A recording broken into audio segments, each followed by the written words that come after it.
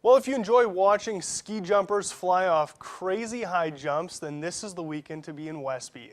Today is the second and final day of this year's Snowflake ski jumping tournament.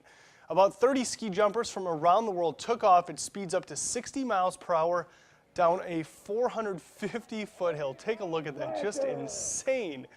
The event draws in thousands of spectators and takes hundreds of volunteers to make sure the course is all ready to go.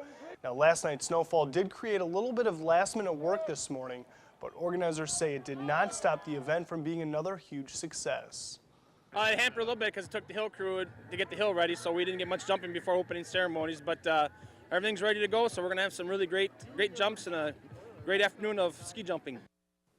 Yeah, I love watching that video. Now, the tournament has been a tradition in Westby for the past 90 years, which is why it's no surprise that it's spawned some other traditions in the community. News 8's Pauline Lee joins us now live in our studio with a closer look at all the host families who help out every year. Pauline? Well, ski jumpers from all over the world have traveled thousands of miles to get to Westby for the tournament. And while the Norway team may be far away from home, having a local family open up their home to them is making their experience that much more special. The Snowflake ski jump tournament in Westby is something the coach from Norway has looked forward to all year long. In Norway, it's not that many people in the hills, so not many spectators. It's a lot more fun here, of course. And besides the extra cheering and cowbells, something else Stig Fredheim looks forward to is having a comfortable place to relax. We usually stay in hotels back home, so that's a big difference too, yeah.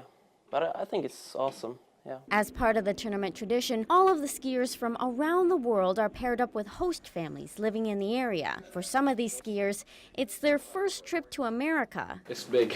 But this is Fredheim's second year staying with the same family. Mostly I remember it's as the cat house. That's why we speak on it back home. But it's really good though.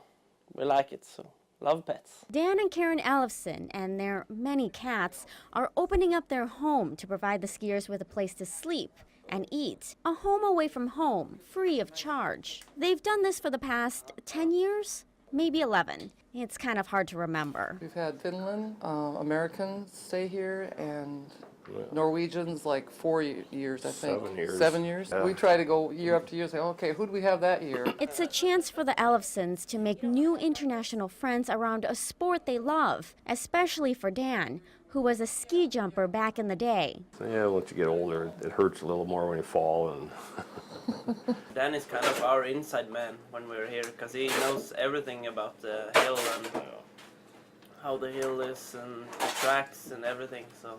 And while their stay will soon come to an end, these skiers know there will always be room for them at the Ellefsons' table if they'd like to come back next year. Yeah, we will. Oh, yeah. We'll have Norway. If they want us, we'll take them.